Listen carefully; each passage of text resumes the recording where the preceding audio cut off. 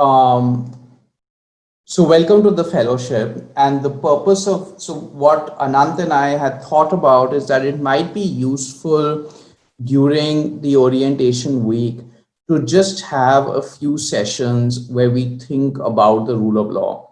And one of the questions that you might ask is, look, why the rule of law, right? Of all the things that one could have picked in the orientation week, why is it that this is something that we should be concerned about? And I think in part the reason for that is that it's actually one of the very few concepts or one of the very few ideas that both relates to a number of classical debates in the law, but it's also something that actually relates to a lot of the themes that the fellowship is interested in. So, a lot of our major debates today on the administrative and regulatory state relate to the rule of law. And I don't know how many of you saw this, but you may have seen that there was a piece, I think, last week by Cass Sunstein and Adrian Vermeule in the New York Times, based on a new book of theirs on the administrative state, and it's all about the rule of law and about Lon Fuller, who we'll touch upon later. The other sort of, or if you see a number of debates around technology and automation, a lot of them are now actually relating to the rule of law. Like, is it fair for the rule of law to actually engage in, say, is it okay from the perspective of the rule of law, for instance, say, for bail to be decided through an automated system rather than through individual judges, so on and so forth. And the other thing is that though the rule of law is one of the most ubiquitous concepts, there's actually a lot of us at least don't study it that much. So I don't know about you, but at least when I was in law school, we didn't spend that much time getting into the details of what the rule of law means. And so the idea was to just reflect on that, and we should have this interactive, and you should sort of intervene with questions, thoughts, criticisms, so on and so forth.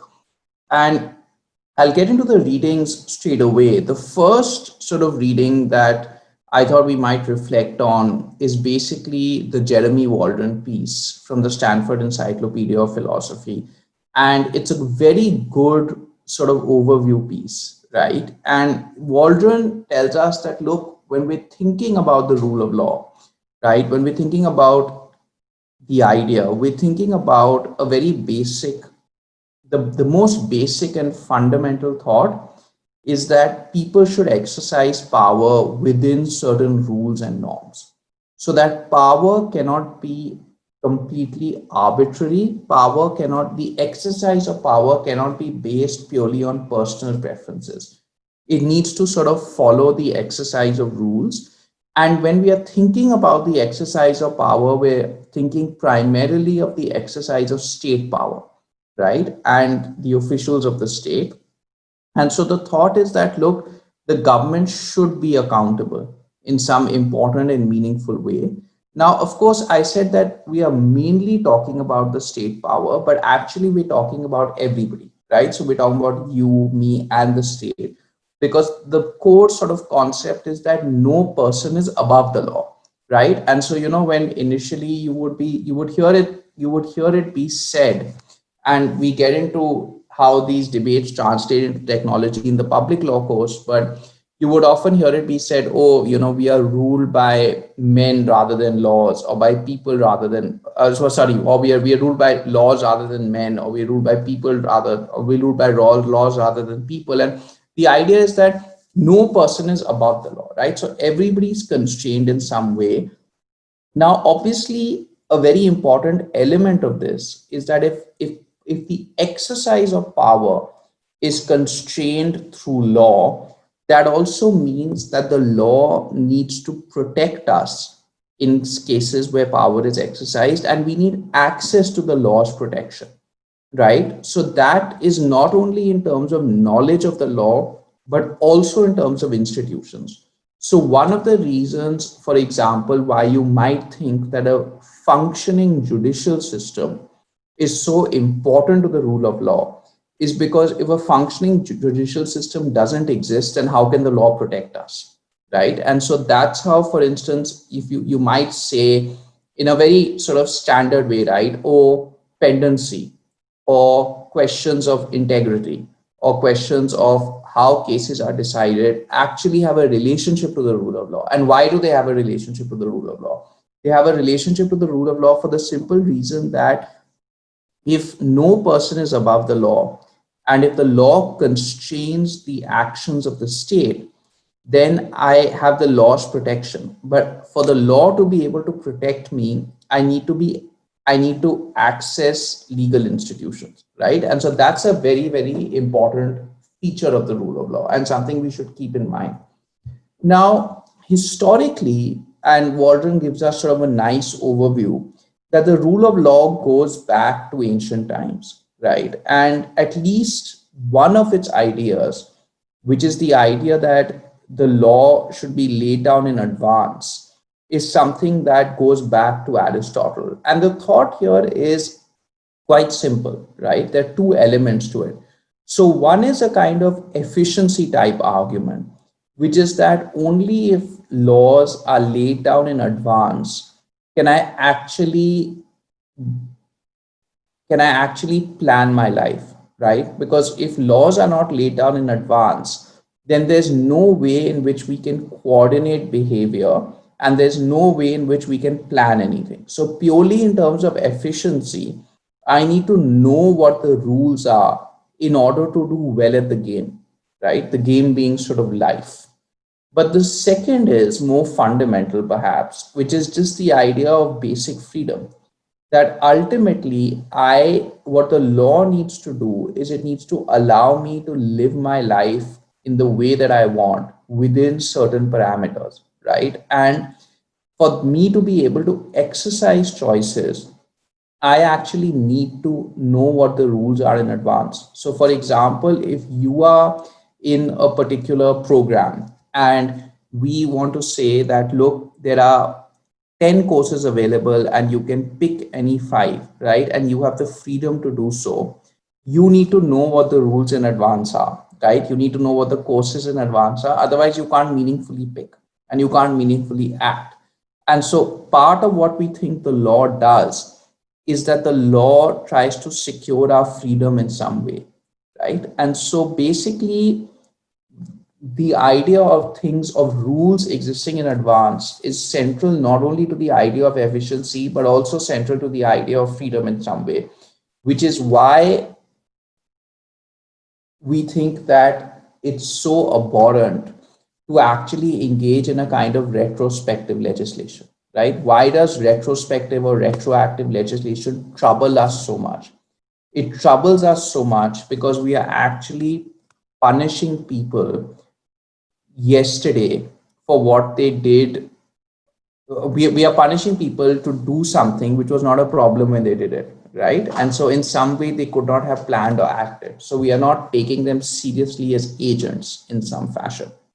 Now, the the important sort of Lockean idea, right, when you move forward from Aristotle, was that part of why we enter into a kind of political society is that we want to move away from a world where we are simply under the power of particular people, right? We want, what does the state offer us by, or what is it promised to offer us, right? By having monopoly over the exercise of power, over the exercise of actually force, right?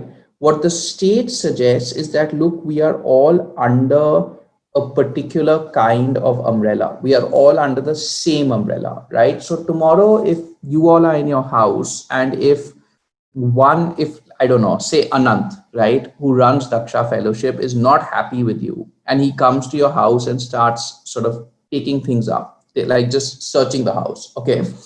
And compare that with the police coming and doing it, we would say that both those acts are different, right? And what is different about both those acts? Because at some level, somebody has entered your house and is searching your things, right? And part of what's different about those acts is that the police claims a certain kind of moral legitimacy, right? The police claims a certain kind of political legitimacy. And we want to ask where that legitimacy comes from.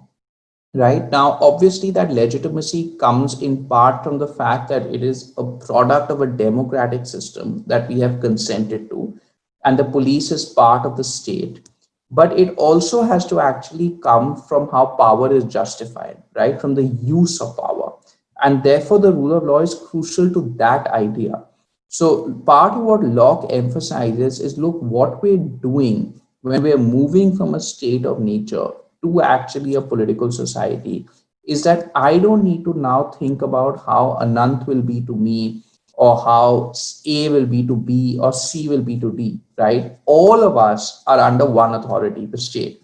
And only the state is that authority that can claim to exercise force.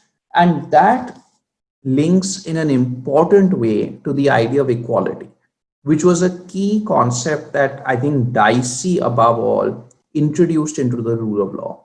So, what was remarkable about Dicey's conception of the rule of law is he said that, look, whether or not what it's not simply the fact that everybody is actually governed under a system of laws, right, which is in part what the rule of law means, but it is also that the law treats everybody equally.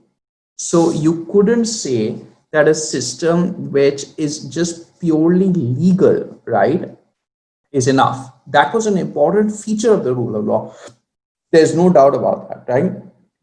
So part of what's important about the rule of law is that it is in fact a system where laws exist. But part of what's also crucial is that it treats people equally in some sort of meaningful way, right? And you, when you move towards the 20th century, you see a number of these themes being repeated and emphasized, and you see a set of a new bunch of controversies coming up about the rule of law. And Hayek is a good example of that. And these are all people that we'll read in the coming sessions. But Hayek again emphasized above all else that, look, a society, in order for a society to be free, it actually should be a society governed by general rules laid down in advance. And these rules should be impersonal. So when we think about what impersonal means, we mean that the state actually doesn't look at us and treat us as a particular person, right? As any one of you, but it actually is based on a rule that could apply to anybody, right? It's why we think justice, why we say justice is blind, why judges wear robes. Why does all of that happen? Right? That happens because we think that judges are applying rules that are laid down in advance. It isn't the case that they are simply acting with regard to particular people, and the state is laying down rules in advance. So, one of the things that you all would have studied when you look at when you did constitutional law is you would have seen that one of the things that we frown upon in constitutional law is one person laws, right? And why do we frown upon one person laws? We frown upon one person laws because the purpose of the legislature is lawmaking, right? But lawmaking cannot be a one person law. A one person law is law application. And so clearly, what's very crucial then, and it reminds us, is that the purpose of the legislature is actually to make laws. The purpose of the executive is to apply laws, and the purpose of the judiciary is to enforce laws, right? And each of those are actually different tasks. And what that means is that we have a slightly different substantive content that we actually associate with the law in some way. Now, one of the things that Hayek introduced for us, right, and when we get into his reading in more detail, this will be revealed, but one of the things that he sort of put forth quite powerfully was the question of to what extent is the rule of law compatible with the modern welfare state. And this is something that we'll look at deeply. I think you'll be exposed to this throughout the course. And this is an important question because one of the features of the modern administrative state, right? One of the features of India today, for example, which has a number of administrative tribunals, which has a number of bodies that have come up after the liberalization of the economy in the early 1990s, is basically the question of to what extent are these bodies compatible with the rule of law. So if we look at a body like SEBI, for example, what's interesting in SEBI is that in some ways it engages in lawmaking, it engages in law application, and it engages in law enforcement, right? It has to take actually very, very specific decisions on particular issues. And in part, the question to be asked is that look, in what way is the rule of law compatible with the modern administrative state? And one of the things that you'll see in the Cass Sunstein and Adrian Vermeule piece in the New York Times is that they are concerned with this very point, right? So they make an argument for why they think that the modern administrative state is in fact compatible with the rule of law. But there are other people who make a very, very different argument, right? And so each of these are arguments worth thinking about and worth noticing. Now, the one of the people who we'll read after Hayek, who's perhaps the most important theorist of the rule of law in the modern times, is Lon Fuller. And some of you might have read Lon Fuller when you studied law. And Lon Fuller's basic point was look, if you have a system of law that does not have 8 requirements or 8 features, and we'll get to what those features are, but 8 kind of features or principles, then actually it would not be a system of law at all, right? And so, of course, Fuller understood that you can't perfect all 8, and often some of those will be in tension with one another. So one feature might be, for example, one feature is, for example, retroactive legislation, right? That's an important feature. Another feature is that rules have to be public and publicized, right? Otherwise, I can't follow them. And without that, you wouldn't have it. You cannot have a legal system at all. And so Lon Fuller referred to this as the inner morality of law. And that's worth thinking for us about again when we are thinking in the context of technology or the administrative state or any of this, right? I mean, you could have a system of online courts tomorrow, and somebody could look at you and say, look, is that a legal system? Right? Is that actually a legal system in some way? And to answer that question, we have to know what constitutes a legal system, right? And Fuller brings that to light. The second thing that Fuller made clear is that the principles that he was interested in provided a sort of dignity for the agents involved, right? They were part of sort of, they were made possible, they made possible a form of governance that worked through human agency. And that again links to sort of the agency point that I had spoken about. Now, I want us to just reflect a little bit on 2 or 3 different sort of debates or questions about the rule of law.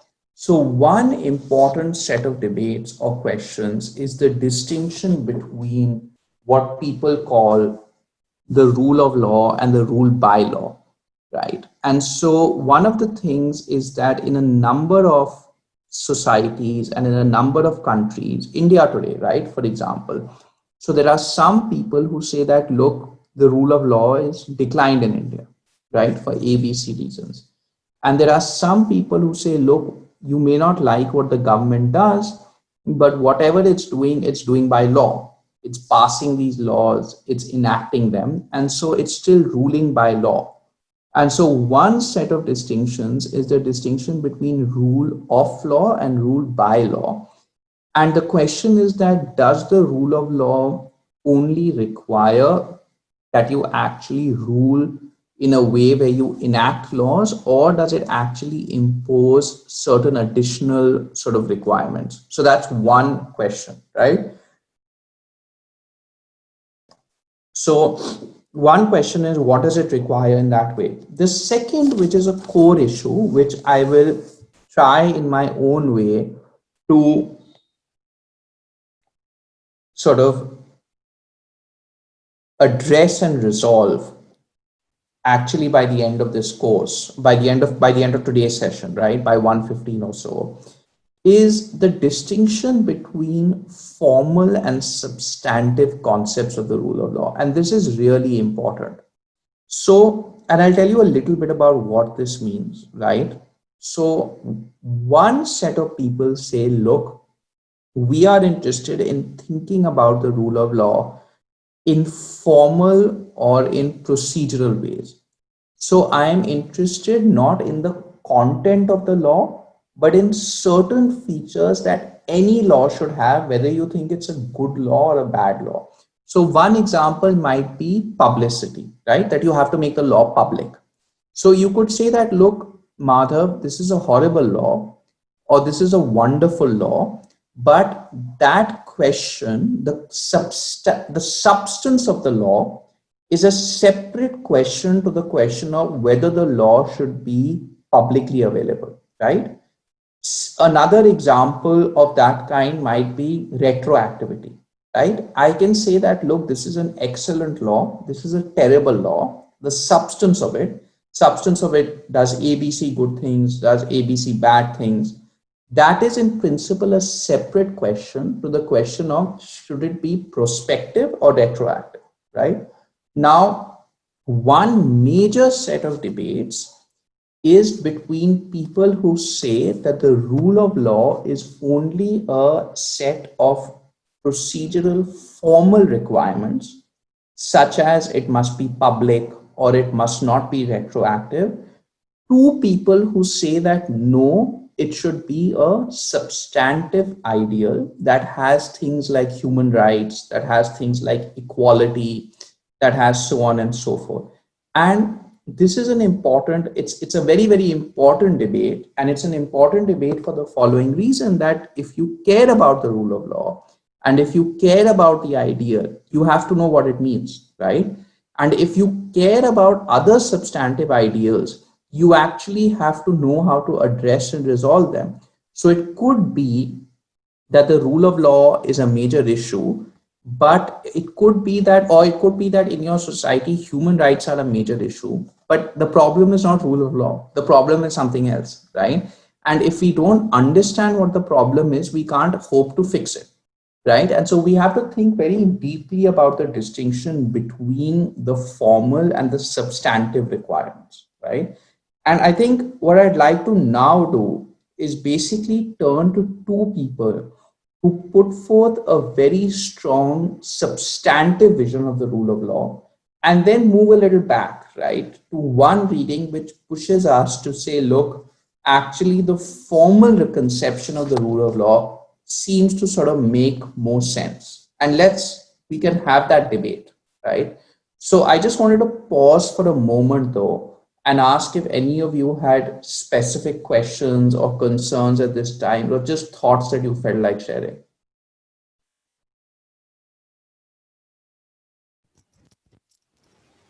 You should really feel free to just unmute yourselves and talk. Uh, Like it's meant to be Good orientation. afternoon. Good afternoon, sir. Mridul. I am Mridul. So, I would just like to share my thought. So, when I was going through this paper, Stanford one, the Right, encyclopedia. So, the first effect that it had on me was it flushed out whatever ideas that I have of rule of law. right, So, in the college, we just read about Edward Koch and A.B. Dicey. right, I, so only idea that I had about rule of law was from A.B. Dicey, the three principles that he gave, and this is the first effect that it had on me. Then the paper itself highlights that we come across this term very often, that rule of law. But what actually do we mean by rule of law? Is it legislation, or is it just the practice of law? So I mean, it got me thinking. So I'm a clean slate as of rule of law goes. So I'll be looking forward to learning about rule of law once. okay, excellent.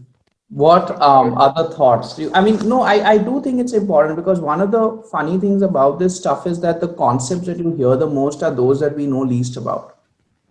Like, I mean, and a lot of these debates will arise, right? I mean, people like are having debates about should courtrooms be public, but and you could say that violates the rule of law and it doesn't, but in what ways does it do these things, right? Yeah, Bilal. Um, Sir, I have something to add. Sir, you were talking about rule by law and rule of law, sir. So I would like to know the difference between the two, because if coming up with a formal legislation or coming up with a law means the rule of law, then by that logic, even Nazi Germany would be under the rule of law, right? Because they were also passing formal legal orders and standing orders and legislations and doing all sorts of atrocities there. Absolutely. Add something to that. No, so I think that that's absolutely right, Harsh. Like that people would say that, look, Nas. I mean, so the people who have a who draw the distinction between the two would say that exactly what good is the rule of law then if you end up with Nazi Germany. Other people would say that, look, the problem with Nazi Germany was not rule of law. There were many other problems, but it was not rule of law. So, but you're right. If you collapse the distinction between rule of law and rule by law, then that distinction would not hold. Then Nazi Germany would be fine. So can I just add on to that same question? Yeah. Yeah. So this is Bilal here. So is there a formal distinction between rule by law and a positivist understanding of rule of law? Because both essentially look at the form and procedure, so it does not really look at the content. Isn't I feel that there is a lot of similarity between the two, or are they distinct? So that's a great question. I think they would be distinct in the following way, that if you just took the idea of rule by law, then the rule by law may not even have any procedural formal requirements, right? So let's say like you could have a law that is retrospective. So the positivist would not be happy with that, whereas rule by law person would be fine because the retrospectivity was still done by law. So the positivists, it's not that they are okay with anything that the law does, but they are saying that we should in principle be able to separate features that can be associated with all laws and the substantive content of the law. I have a question, sir. Mridul. So, throughout my college life, I and all of my fellow students have been using this term retrospective and retroactive interchangeably. Right. So I see you using it in a different context throughout this particular discourse that we are having. So, is there a clear distinction between the two? So I also use it interchangeably. I think it should be used interchangeably. The Supreme Court of India has drawn a distinction, which I don't buy. But we can sort of read this at some point. It seems to be a distinction that just tries to make it convenient to make certain kinds of retroactivity possible. But I actually don't think that there's a meaningful distinction between the two. Thank you. Okay, so did you guys have any other thoughts? Okay, so let's get to the Allen reading, right? And so now these are two sort of readings that try to push us to think about it slightly more in the substantive context. And then there are, and then I'll sort of push us a little bit on why I think the formal theory has at least some appeal. So the Allen reading basically emphasizes again the fact that the rule of law is fundamentally a guard against arbitrary power, right? Arbitrary in the sense that there is no applicable standard of judgment, right? And so basically the thought is that if an actor is a public actor, right, then the standards of law cannot be displaced by the person's personal or private interests. So you can't actually be at the disposal of their interests. Now for Allen, the rule of law is conformity with written rules, and therefore it is obviously consistent with a simple majoritarian concept of democracy, but it is also something more. And the more substantive notion is for Allen that it not only is adherence to the law, but it has this substantive conception of equality. And so, what you find when you read the Allen piece is you basically find some kind of conception of actually a non instrumental approach to the rule of law. So, the thought that actually, quote unquote, law is something different to politics or to other domains, right? There's actually something else going on in this. It is sort of a concept where there is something distinct. And so there's a difference between law, quote unquote, and between will, power, politics, so on and so forth. And one major question, right, is, and this is a question that was alluded to when we had our previous discussion, is whether illiberal regimes actually have the rule of law. And Allen's answer is that such regimes basically don't. They fall short of the rule of law, and they fall short of the rule of law for the very simple reason that they don't really provide people with independence. So if we go back and if we think about what I had mentioned was one of the purposes of the rule of law, the purpose of the rule of law was what? It was to secure a certain kind of independence for people so that they can act under rules. And for Allen, what happens in an illiberal regime is that you actually don't really have any kind of independence, and you are under certain, and so the rule of law is not really compatible with that, right? Now, one of the key principles that he identifies is the separation of powers, and he says that the separation of powers is a key principle that's implicit in the rule of law.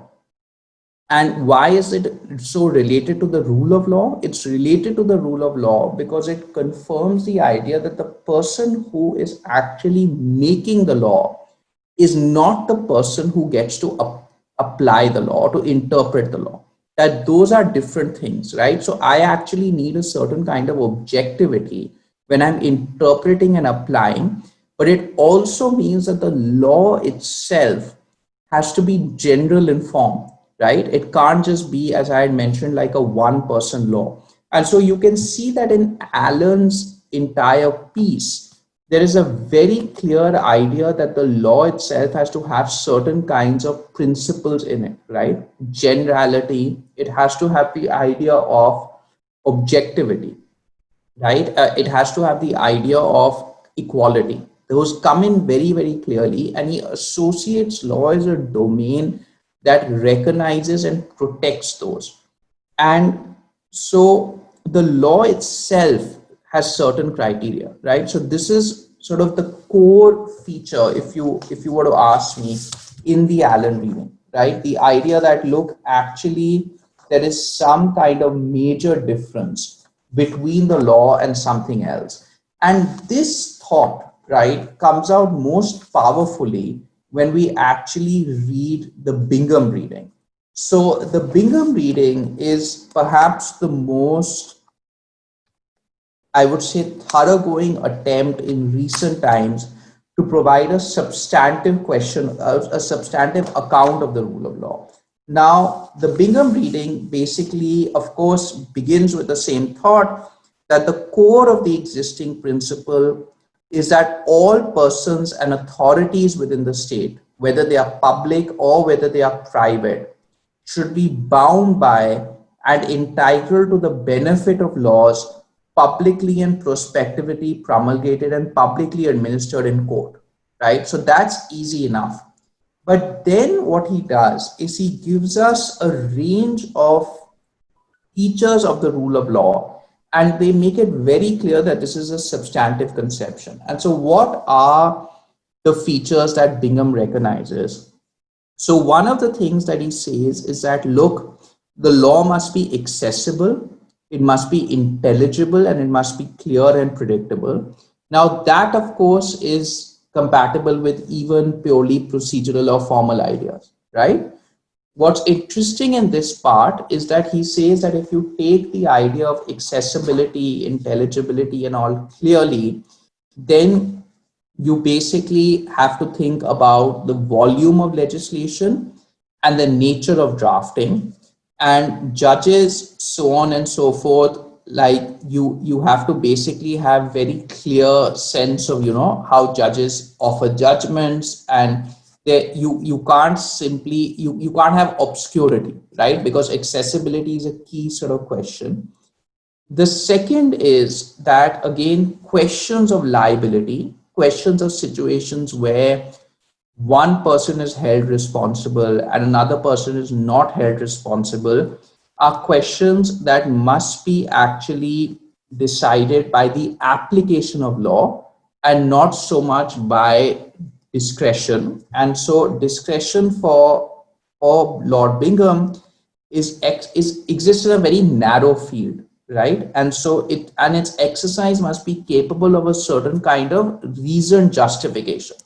Now, both of these things are in principle compatible with a purely procedural idea or a purely formal idea, right? What am I saying? I'm basically saying that the law should be accessible, they should be drafted clearly, they should be easily available. And the second thing that I'm saying is that the questions of liability should be resolved in a way that involves the application of the law, right? And questions of liability should not be resolved in a way that's purely as per personal preference.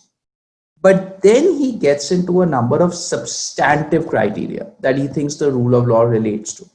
So one of them is his thought that the law must apply equally to all, except objective differences that justify differentiation. So equality, right, in some way.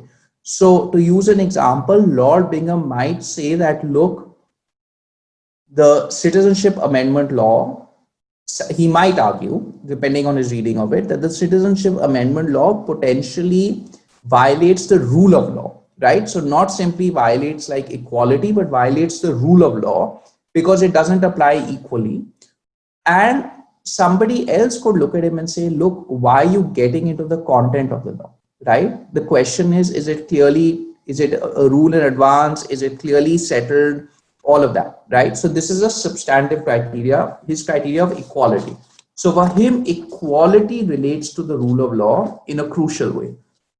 And the fourth sort of question, the fourth criteria is that the law must afford protection for fundamental human rights. So for Bingham, he not only wants equality, but he wants a range of fundamental human rights to actually exist. And I want to pause here and ask, look, why are these people including this stuff in the rule of law, right? The question is not like, do I like human rights or not? All sides might like human rights and all sides might like equality. The question is, how does it relate to the rule of law? And it relates in the following way, that for one of the questions that we are always asking is, how does the law have authority over us? To go back to my initial example, how is it different if the police enter your house and if Anant enters your house, right? On what basis does the law claim authority? And what are the features of the law that are necessary for it to sustain that kind of authority, right? And some people say that, look, the law's authority can rest actually on a set of formal criteria. That's what it means to have a legal system, right? We just try to think about what it means to have a legal system. And you can have the rule of law even without human rights. For Bingham, you can't, right? So for Bingham, actually, a proper functioning legal system that has authority not only needs to have certain formal things, but he basically tells us that, look, you need to also have equality. You need to also justify discrimination in some way. You need to have adequate protection of human rights. He then gives us two very important requirements about dispute resolution, right? So he says that means must exist for resolving disputes. And he also tells us that adjudicative processes must be fair, right? So they must be independent, impartial, there must be opportunities to be heard, there must be presumption of innocence, all of that. And that ministers and public officials at all levels must exercise powers conferred on them reasonably, in good faith, for the purposes to which the powers were conferred. It should not exceed them. And his final thing is compliance with international law. So what's sort of interesting, I think, both about the Allen reading and about the Bingham reading is that in both cases, what you find is that in both cases, you find that the authors conceive of law to be a domain that has a kind of not only procedural formal guarantees, but actually a kind of moral value, right? In both cases, you're finding that there's a certain moral content for them for the law. And without that moral content existing, you A, don't have a legal system, and B, you don't have a system that can justify the use of coercive power, right? The main thing that we want to justify is the use of coercive power. And so I actually cannot justify the use of coercive power, and I don't really have a legal system. And so in both of these instances, what you find is that you basically find people who are saying that if you care about the rule of law, you actually have to care about these substantive ideas, because without that, the law can't justify why I should listen to it.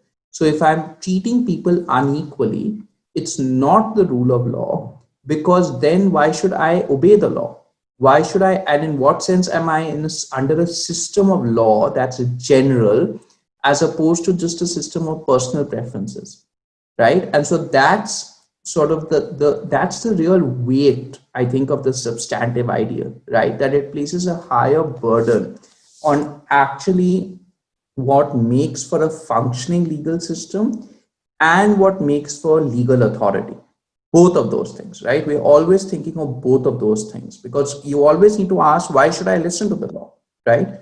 Of course, you could listen to the law because it might harm you, but that might be true even of a robber, right? What will give me what about the law will impose that kind of moral requirement, right? Why do we say that you should obey the law? Why does, when a law officer speak, why does it carry different moral weight? And for Bingham and Allen, it can only carry that kind of moral weight if the law has certain substantive character. Because the minute it is no longer that substantive character, then it's just like any other, it's just any other force in society, right? Like a robber or like a thug on the street. Now, this seems in some ways like quite a persuasive notion, right? And I just want to take any questions or thoughts that you may have on this substantive ideal. Can I ask a question? Yeah, please.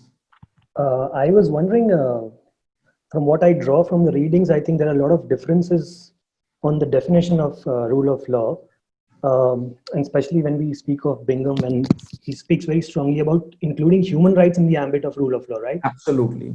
So my question is, do these differences give a sort of a leeway for a state to wriggle out of the argument that it can apply, it can rule by rule of law in one part of the country, like we are seeing in Kashmir, by rule of law, and the rest of the country as rule of law? I mean, can the state use this opportunity in the differences of the definition of rule of law, sort of to apply it differently in different parts of a country and still claim that it rules by the rule of law? So, no, that's an important question. I don't know if the state wriggling out is a consequence of the fact that you have different conceptions, right? Because the truth is that we have different conceptions of everything, We have different conceptions of equality. We have different conceptions of democracy. We have different conceptions of freedom. Now, could it be that the fact that we have these different conceptions allows somebody to do whatever they want and say, oh, it's part of this conception? I'm not sure, right? But I do think that if we care about the ideal, then we have to resolve these intellectual differences, right? Which is the purpose of sort of research and reading and learning, right? That in part, the thought is that the more you think about these concepts and the more you debate them, the more you will actually have some agreement. An agreement is made, right? Today, most people would agree that, look, retroactivity is clearly a violation of the rule of law, you know? So, but do people agree on what retroactivity is? Not necessarily. There are huge disagreements over what is retroactivity, right? So, like you see this in taxation law, right? So on one side, somebody could say that, look, if I'm going to retroactively increase Sharad's tax rate of that he had to do 3 years ago, that's fine because it's not really retroactivity because I'm not asking him to do anything different. He did what he had to. I'm just asking him to pay more, right? Somebody else would say that that's actually not the fair way to look at it because you're imposing a different condition backwards. So you can have debates about what it is, but I don't know if that's what allows the state to wriggle out. I But think would you agree the greatest divergence sort of on these views lie on the point of human rights? Because on the basic principles, I think most of the thinkers would sort of agree to certain extent on different scale, I think. But from what I draw from the reading, I think the greatest divergence is on the question of human rights. I mean, I would say that the greatest divergence is on the idea of actually people who think that all that the rule of law requires is just enactment by law versus people who think that it requires something more. Now, most people would say that it requires something more than just that. But the question is, what more? Is what it requires just things that need to be satisfied formally, independent of the content, or actually things that also relate to the content? For Bingham and Allen, clearly the content of the law is very important. And they emphasize human rights. I think the key thing that they emphasize even more is equality, right? For them, ultimately, equality and the rule of law have a very, very intricate relationship. So they don't think that you can just think, they think that you actually need to study the provisions and the content of the law to know whether the rule of law is satisfied. Okay, fair enough. What? Professor Khosla, I had a question. Yeah, Hi. please. Hi, I'm Dhruv. So my first question actually relates to what some of the other fellows spoke about, the distinction between, say, rule of law and rule by law. And I'd like to ask this question using a specific example in my head. So when we look at the Aadhaar judgment, specifically section 57 of that, now when you go through the judgment, you realize that at one point the Supreme Court is saying that the section is unconstitutional because of the fact that it's derogating people's fundamental rights.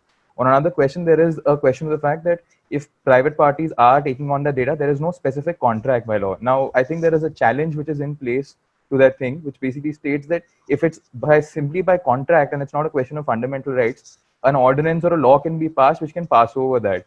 Now, in that case, does the court also then have to be very clear about what is the basis by which they look at the rule of law? Because, I mean, because the determination is not very clear in that sense. So what do you have to say about that? No, so I think that that's correct. I think the court has to be clear about it. I think the question worth asking is whether that particular issue implicates the rule of law. Okay. It may not, right? That issue may actually relate to the extent to which you can contract out of basic constitutional functions, right? Now, does that question relate to the rule of law? I think so, right? So, for example, I think private prisons, to use a different example, I think private prisons violate the rule of law because I think that there are some functions that the state cannot contract out of because they are crucial to their definition of a state, right? So I think that in some ways the issue that you mentioned relates to that, right? And that relates to actually the ways in which the rule of law requires that only the state can do something. Now, how does it link to some of what we spoke about? It links to some of what we spoke about because we would think that in those cases, we don't allow the state to contract out of certain things because it would take away from the legitimacy of the law.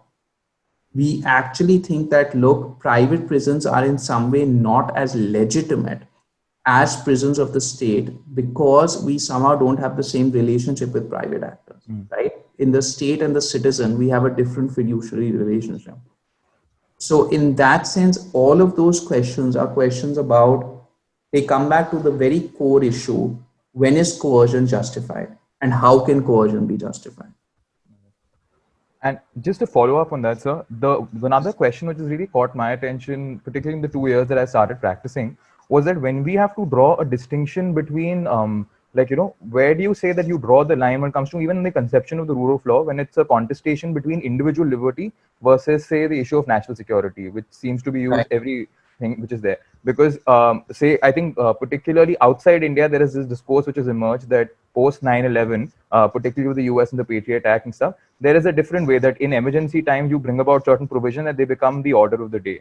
But when we look at specifically our country, be it, say, I think there was a litigation challenging the NSA back in 1980, one challenging TADA in 1994, thereafter AFSPA, we've had a long-standing tradition wherein the state is like taking on this overarching structure, and we don't really know what the fetters are or where the fetters should be put in place. And that distinction of, and I think a similar kind of a thing played out with the recent Anuradha Bhasin judgment. So, where is there a specific line that can be drawn in terms of the fact that, okay, this is where it should be followed, and I mean, in certain matters of individual liberty, you just cannot get into it.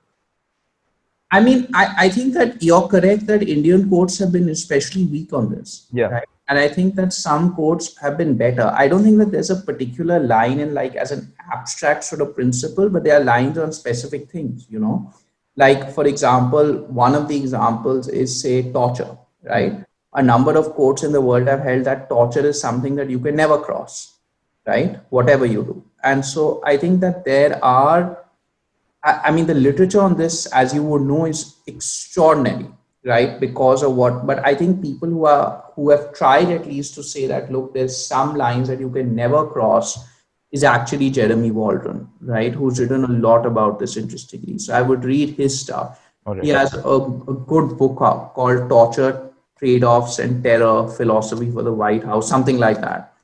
So I would do that. So just to get back, and I'll take sort of questions in a bit. So I want to sort of get us to the John Gardner reading, which is actually an extremely short reading, but in some ways it's the most powerful and compelling. It would be great if more of you could turn on your video just so it can be more engaged.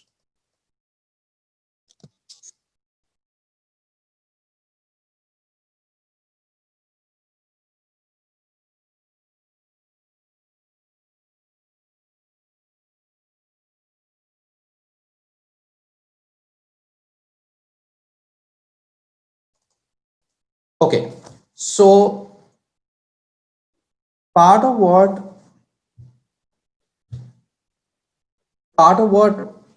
Gardner begins by telling us is, he begins by telling us that, look, people will often contrast the rule of law with democracy, right? And you may even notice this in current Indian politics today, or in the United States or something, right? Where people will basically say, look, how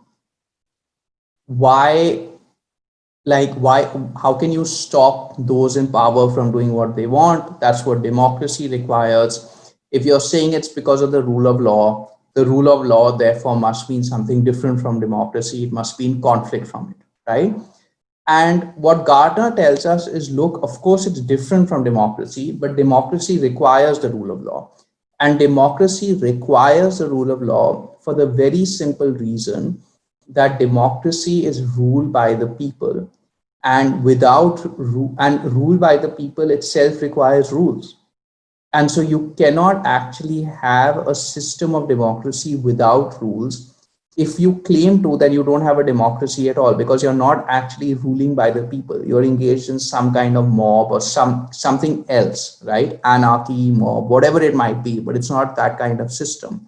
So the other thing is that, so he tells us that, look, democracy is only made possible by the rule of law. The second thing he tells us is that somebody like Bingham might actually be correct that rights are valuable, right? And Sharad, when he asked his question, observed the importance of rights. But Gardner says that, look, the problem with Bingham's analysis is that he doesn't tell us where rights are linked to the rule of law. So you might think that rights are very important and we should protect rights. And I think many of us might believe that. But that's completely different from saying that they have anything to do with the rule of law.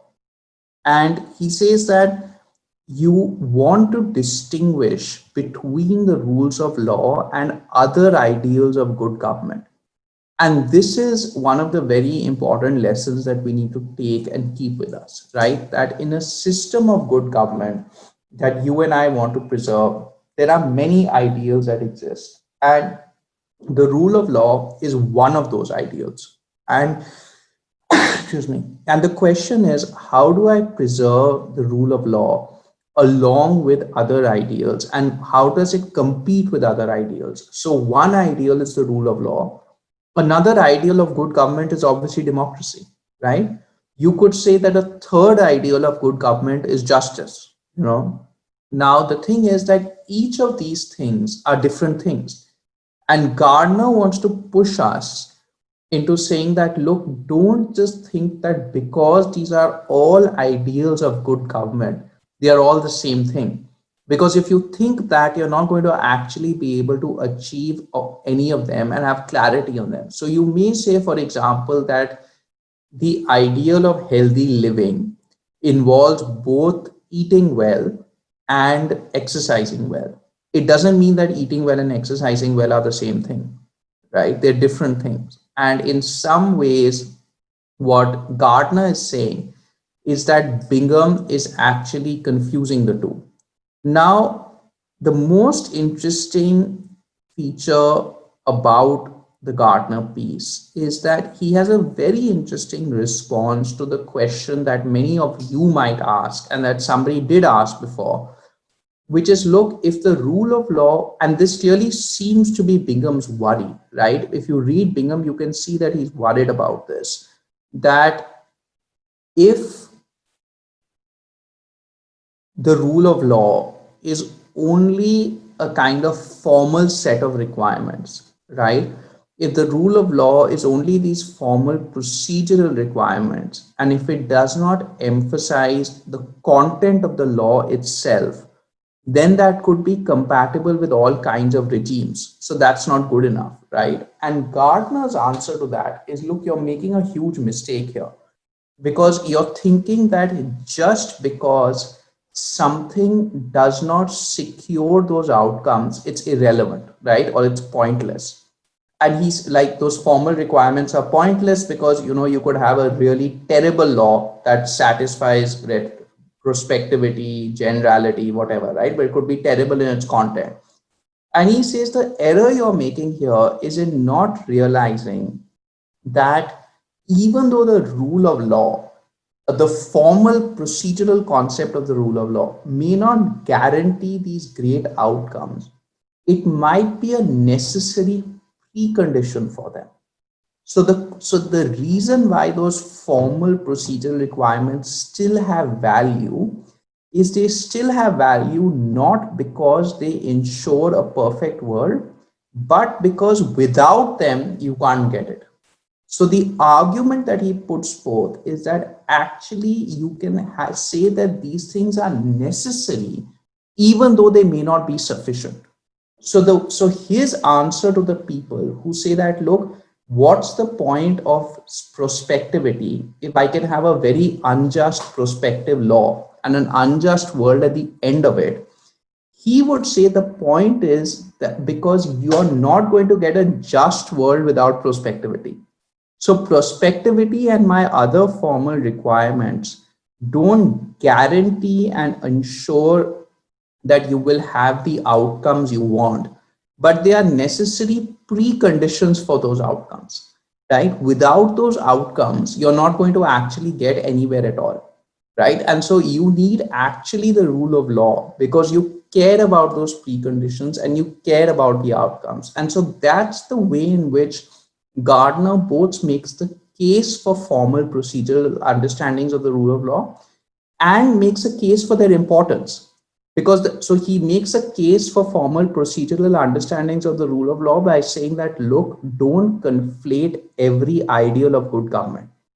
Different ideals of good government are doing different things. And the second thing is that he says, look, those ideals still matter, even if they can't give you a perfect world. And the reason why they matter is because actually and the reason why they matter is because without them, you can't get a perfect world at all. Right? So it's sort of it's the idea of a precondition that he very sharply and powerfully brings to light. The idea that something could be necessary but not sufficient, which could sort of explain a lot of our frustrations with a system of law that might satisfy the rule of law, but still make us unhappy, right? And Gardner's pointed, look, it is going to make you unhappy because the rule of law can't guarantee everything. And that is the work of other ideals. That is the work, for example, of politics, right? The work of politics is to debate the content of laws, perhaps, or the work of, so what you want is that you don't want to take away the power of those other domains, but what you want is you basically want to ensure that that this domain is nonetheless necessary to sort of achieving that. So I'm going to basically stop there, and I'm going to get a bunch of sort of questions because I think it would be nice to have it a bit more interactive. Can we go to Aditya, Arnav, and Bilal in that order, and then we can sort of proceed if there's time?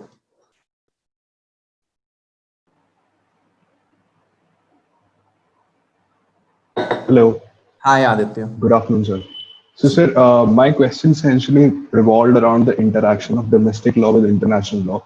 Right. Now, as far as international law is concerned, or as far as this relationship is rather concerned, there is a settled scholarship that there are two schools of law: dualism and monism. Whereas while monism says that as soon as you enter into an international obligation, it is reflected in your domestic law, while dualism says that you have to institute said obligation within your domestic legal framework.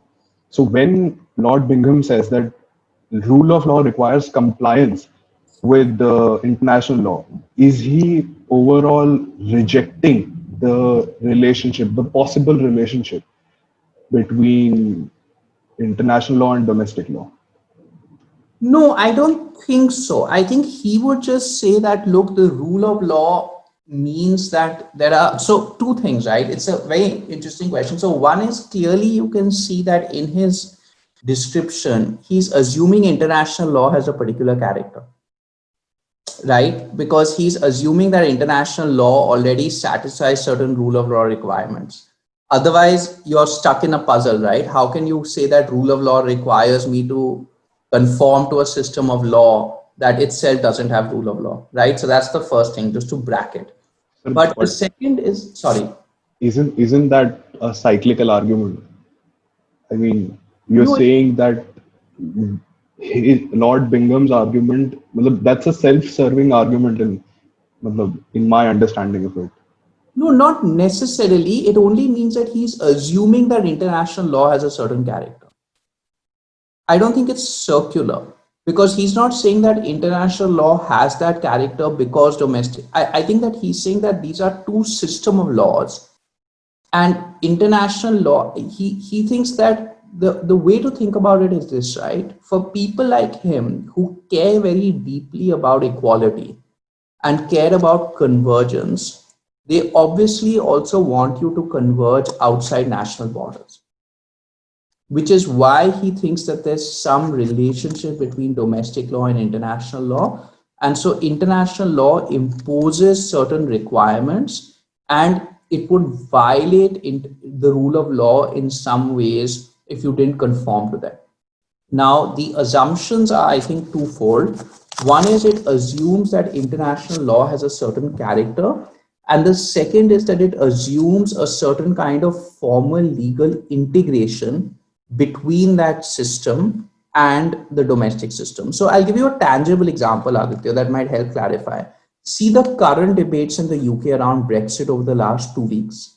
You've seen that there are these intense debates over whether or not Boris Johnson's government is violating its treaty obligations, right?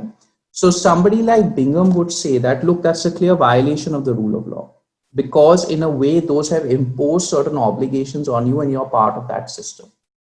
So I don't know if that clarifies it, but that's the kinds of things that I think he's looking at. I think he's saying that, look, we are often just focused on the domestic, but there is also an international law dimension that you need to look at, because you're part of that committee of nations and you've integrated into that space. A more recent example from home is the decision, I think, day before yesterday, of the arbitral decision overturning the Vodafone retroactive thing, right? Again, I think it would be fair to say that rule of law requires us to conform to that, because we are part of that system.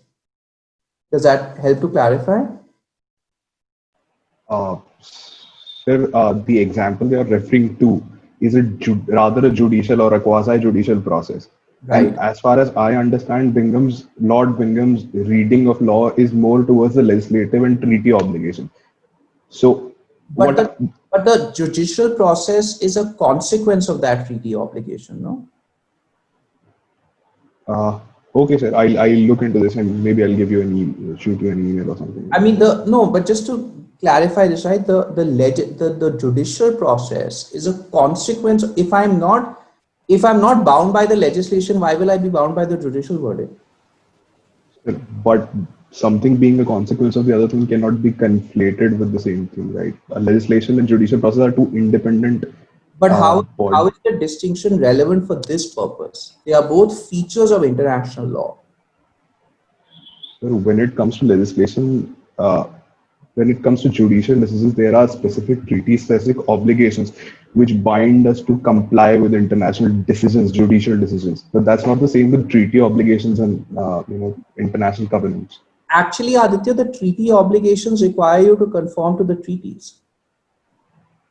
Yeah, exactly. But I still, irrespective of whether or not, I'll give you a different example. I'll give you a different example. Okay, let's say that I am tomorrow arrested for negligent driving. Okay, now would you say that I've been arrested for negligent driving because of the legal requirement under the IPC, or because of and the court convicts me, or because of a judicial process? Is that distinction relevant?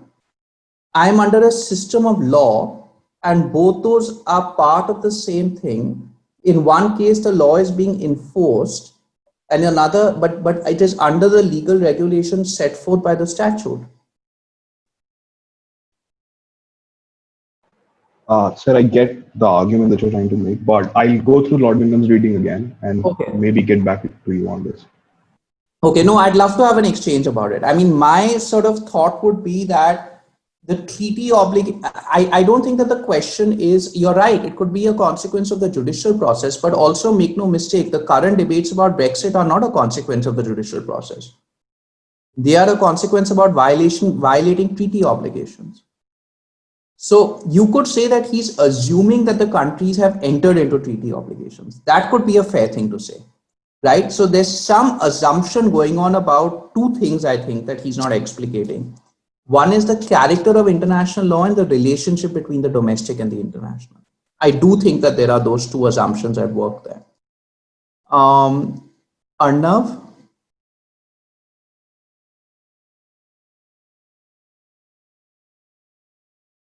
Okay, Arnav seems to have dropped off. Bilal? Yes, sir. So I basically had two questions. So the first one was pertaining to the substantive content in the rule of law. So Right. The issue I had is, how do we reconcile conflicting views when it comes to the substantive content? Say, for instance, there are ideologically opposite stances on what the right substantive content is. So, for example, when it comes to socio-economic rights, there could be two takes on that.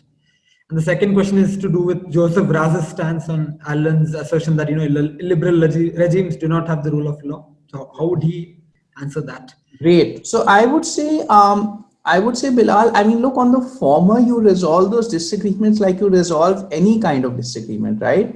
You resolve them through intellectual debate. You resolve them ultimately through politics, right? but I don't think that there's something special about this disagreement over another, right? So I think you resolve them in a constitutional society, you resolve them through public debate, through public reason, and ultimately through legislation and through politics, right? I mean, on the second, so RAS is part of our reading. So why don't we just bracket that till we do RAS? Because not everybody may have read it, and it'll, even if they have, it'll refresh our memory. So that's what I would do. Sir, if I may be allowed to speak, I'm sorry, I have a really bad connection. No problem. Sir, my doubt was similar. It when it comes to the idea of human rights, then how do you harmonize the inherent conflict in human rights? In my question, I had given an example of, for example, land redistribution. Right. So something like redistribution, it clearly violates the property rights of a propertied class, but at the same time, it is an attempt at having a more in the direction of right to equality. So how does rule of law apparently in Bingham's idea harmonize with those conflicts? No, so I think that it would be a similar answer, Arnav, that I think that those conflicts resolve on what you think, where you think these rights begin and where they end, right? So I'll take a different example. It's like asking, how do you reconcile security and liberty?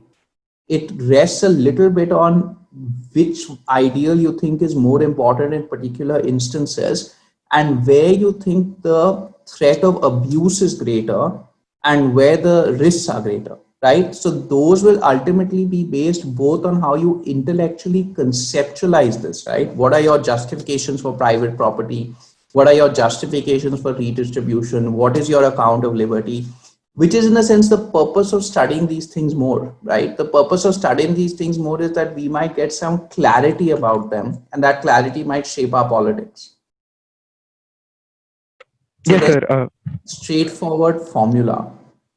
Oh, so, as in Bingham's conception of human rights, then leaves the ideation part on the particular, like whatever context the government or laws are operating in. No, I think my reading of Bingham is that he takes a very strong view of human rights, right? And he thinks that they have a central place. Now, on particular debates, he's always been one who decides much more in favor of human rights than others. And I don't know his specific stance on socio-economic rights. I think one of the things worth noting in the piece is that he's thinking seriously about civil political rights. And that's an important reason to do that, right? I mean, civil political rights have a very different character, right? So Yes, I sir. don't know exactly how he looks at the socio-economic rights question, but there's a lot of literature on that, right? On arguments against them and for them.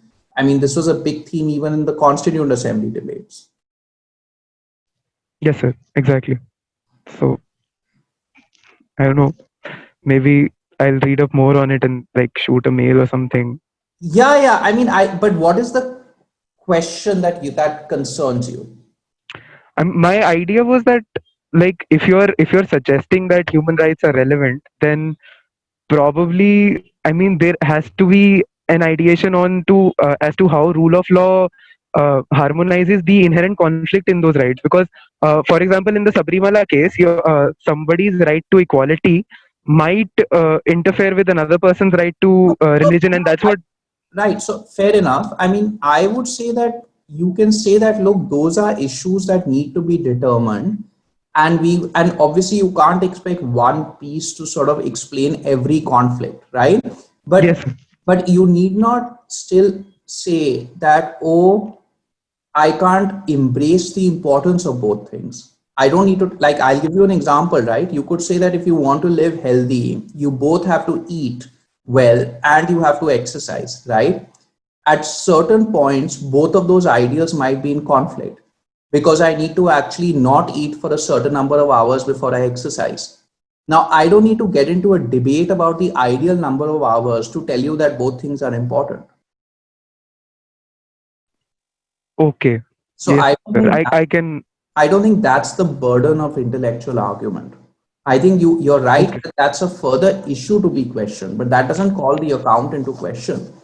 Like I can't, like if I tell somebody, oh look, living well require or healthily requires you to both eat well and exercise well. They say, oh Madhav, but how much rest? 1 hour, 2 hours? I said, look, we can have that conversation. But these two things are, there's nothing wrong with that. You can say that's a second order issue, right? Yes, sir. Yeah, I think I'm Great. Okay, so let's stop now because I way overshot. But thank you so much. This was a lot of fun, and I look forward to the next one. Thank you. Thanks, guys. Have fun. Thank you, sir. Thank you, sir. Thank you, sir. Yeah.